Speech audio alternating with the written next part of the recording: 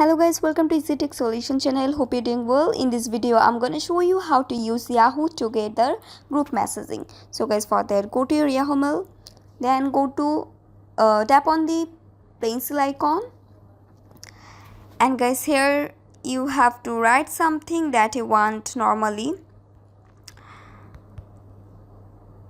Then as well as you have to enter your subject here, and from here you have to write the Gmails or Yahoo ID from whom, and there you want to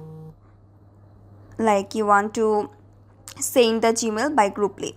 So from whom you want to send the Gmail or grouply, you have to enter here all the Gmail ID of them. Like that's how I am doing here.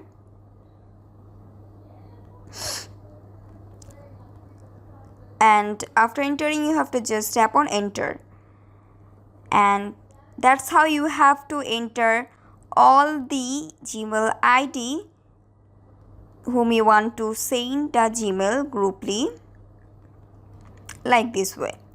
You can add more and more people if you want, and after that just send it, and then your message will be a group message or email.